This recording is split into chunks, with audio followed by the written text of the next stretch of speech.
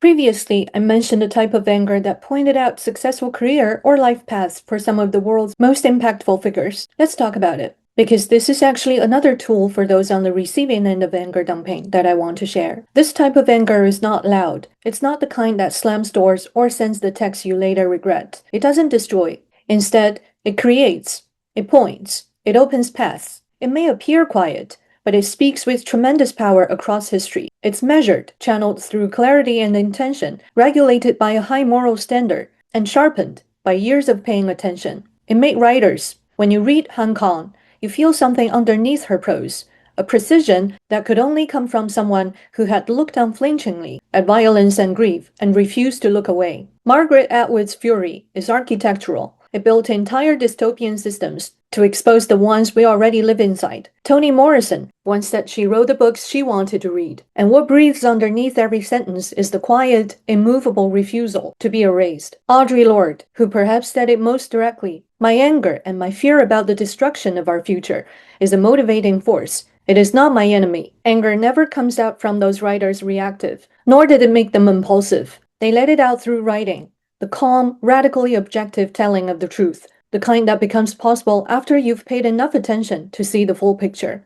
This kind of anger also made changemakers. Martin Luther King Jr. is so often remembered as a man of love and peace, and he was, but his speeches, his letters, his whole life were rooted in a controlled, righteous anger at injustice. His letter from Birmingham jail is universally studied in rhetoric and history as a masterpiece of controlled, strategic, and righteous moral fury. This kind of anger made artists.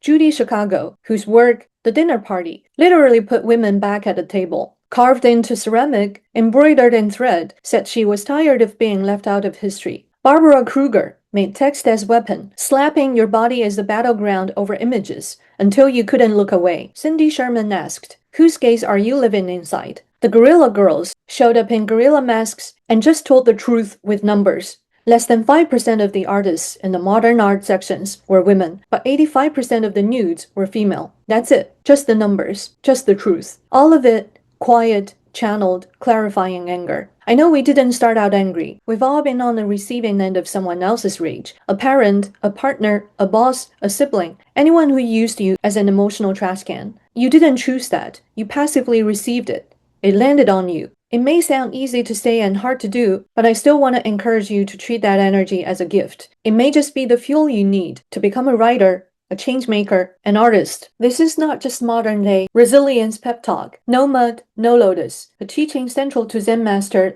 Thich Nhat Hanh reminds us that suffering can become the very condition for awakening, compassion, and clarity. Your experience of absorbing someone else's unearned rage is the mud, the exact raw material that spiritual and creative awakening grows from. We see a related principle in Tai Chi, which embodies the Taoist concept of Wu Wei, effortless, non-forcing action. Practitioners yield to incoming force rather than meeting it head-on, responding with skill, timing, and balance, so that energy is redirected rather than simply absorbed or resisted.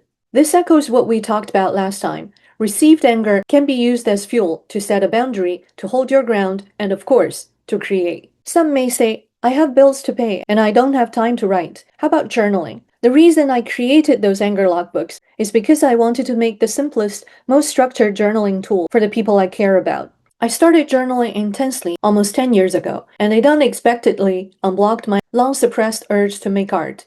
Within 6 months, I became an exhibited artist. A few years later, I served as a juror for an international art show. Others might say, "I don't have the talent to make art." We're all born creative. If you think you aren't, know that this is just a conditioned, false belief. But how about doodling? I learned a therapeutic doodling technique 14 years ago that I still occasionally use today. Close your eyes and draw a long, curved, continuous line as freely as you can across the paper. Then, open your eyes and fill in the various shapes it formed with color. This is a clinically recognized art therapy exercise often called the scribble technique. It bypasses the analytical brain, reduces the fear of not being an artist, and activates the parasympathetic nervous system to lower stress. Tactile handwork like this is far more therapeutic than most people imagine. By the way, if you haven't read The Artist's Way, I strongly recommend it. It structures journaling as a way to uncover long-buried trauma while also unblocking creativity. To summarize, we must create healthy, productive outlets for received anger. It won't just disappear.